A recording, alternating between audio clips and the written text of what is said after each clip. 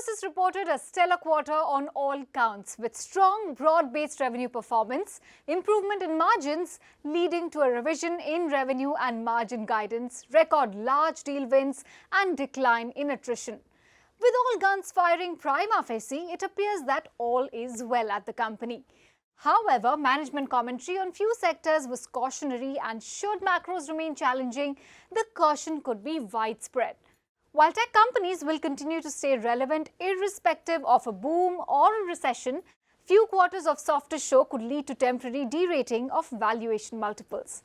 While dividend and buyback limit significant downside and could translate to pre-tax payout yield of close to 4%, investors should patiently wait for correction in the stock to buy into a strong company like Infosys. Q2 FY23 saw Infosys report a strong 4% sequential growth in revenue in constant currency, although the dollar revenue growth at 2.5% was impacted by cross-currency headwinds.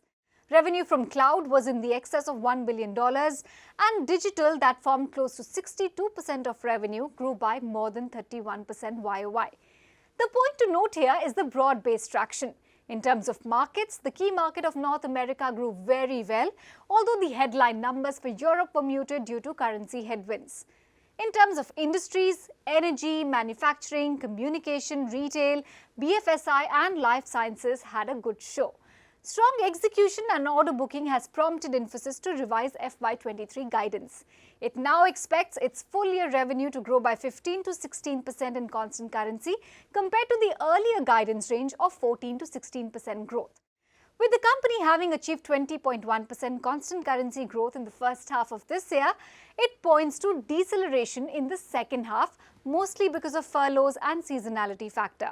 Thanks to cross-currency tailwinds, partially negated by weakness in non-dollar currencies, cost optimization and lower subcontracting cost, with waning supply-side pressure, operating margins improved by 150 basis points to 21.5%.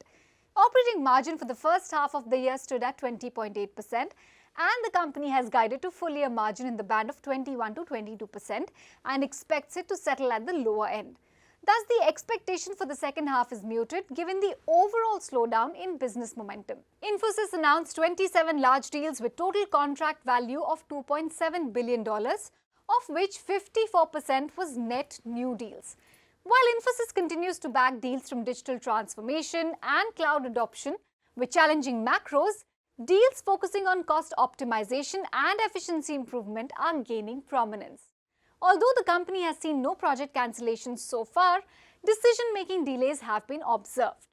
Management has called out several pockets of weakness like mortgage, high-end retail, as well as discretionary spending cuts in high-tech as well as communication segments.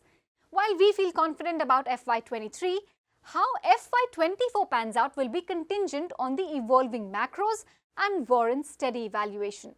Infosys appears to be doing a good job in gaining market share and vendor consolidation deals and has improved its share with existing large clients. It had net addition of one client in the $100 million, $8 and $50 million buckets and several in smaller buckets. In line with the industry trend, the company saw a reduction in attrition rate from 28.4% to 27.1% sequentially, and attrition on a quarterly annualized basis dropped for the third consecutive quarter. For Infosys, the net hiring number has softened. However, given that in the past year the addition to headcount far outpaced the growth in revenue, there is spare capacity.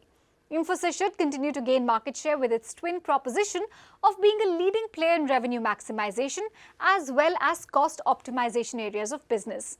However, the fast deteriorating macro certainly clouds the outlook for FY24. Now, despite the correction in stock price, the stock still trades at over 20% premium to its pre-pandemic valuation, leaving room for correction should the environment turn more challenging. Therefore, we advise investors to add the stock only on meaningful correction.